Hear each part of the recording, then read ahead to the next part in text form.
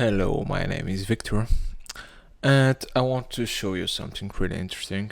I was working on my next video on Voronoi and how to make walls with Voronoi in Revit, and I stumbled upon a very interesting behavior. And this is actually a major difference, at least to me, between walls in Revit 2021 and walls in Revit 2022. So, as you probably know already, in Revit 2021, we were introduced to the slanted walls, and in Revit 2022, we were introduced to the tapered walls. But the slanted walls actually work differently in Revit 2021 and in Revit 2022. So if I go to 2021, here you can see that right now I cannot change that wall to slanted because the profile is edited. Actually, this profile is pretty much the same as I clicked reset here, so it wasn't really edited. And now I can go, I can make it slanted, I can select a 15-degree or whatever degree angle, but then I cannot edit the profile.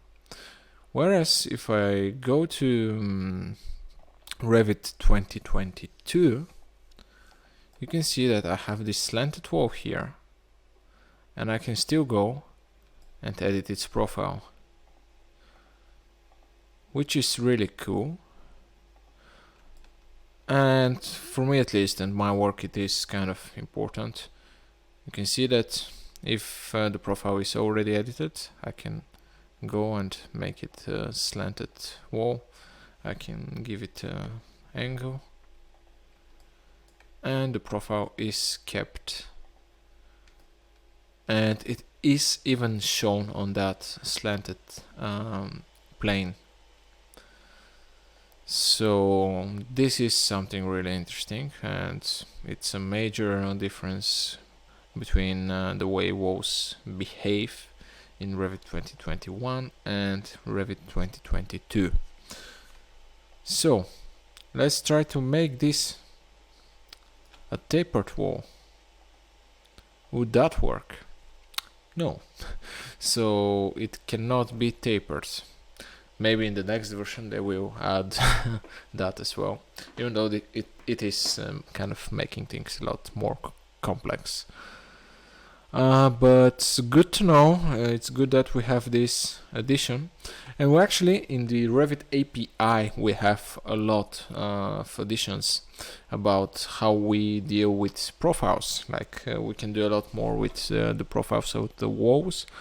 We can now edit them. In previous versions of the API we couldn't programmatically edit these profiles. We could create walls with an edited profile, but we couldn't really edit it afterwards.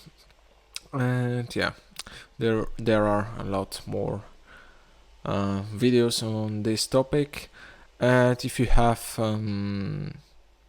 Revit 2022, you can go and play with the tapered walls. And yeah, I can reset the profile. I can make this tapered. The tapered walls are actually kind of cool. And you can see that now I have actually reset the profile, but it still doesn't allow me to have this wall as tapered. Why is that? Because to have a tapered wall, we need to go inside and make a layer which is going to be variable. And this same behavior we had for ages in Revit for floors. But now it is in the walls, and we can make them tapered. And when we have this variable thickness here, you can see that the moment I create this variable layer in the wall, I get these cross-section properties. So this is controlling the taper. So I can have 50% on one side and 50 at the other. And this is going to be, when I make it a tapered wall, this is going to look like that, this trapezoid. And it is cool. When we select it, we kind of see this preview here of where the original geometry lies. And what's really interesting is that we can actually go here, click on that checkbox, and override the type properties. So it is overriding these angles specified in the type. So, and it starts with what we have defined in the type. We defined 15 at both sides.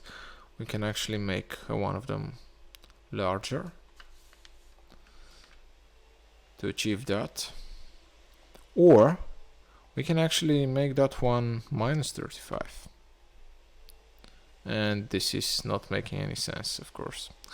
But let's say here we have 15, and here we could probably have minus 15, which is going to be a similar result to a slanted wall. And if we have minus 20, it's not going to make sense anymore.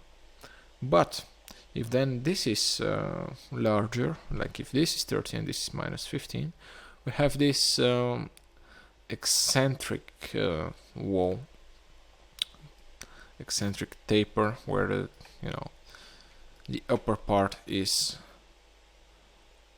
up here, so it's like that angle here becomes larger than 90 degrees. So they are really interesting, and we can always go and take this back, which is going to give us the wall as it is defined in the type, and we can always go and actually make this vertical again. So even though we have these angles here, they're not affecting the wall until we make it a tapered wall. So yeah, I think these are really interesting. Go and play with them to find more interesting things. This is what I have found. Thank you for watching, and stay tuned, because I'm working on a really interesting video on how to apply Voronoi to walls. See you in the next one.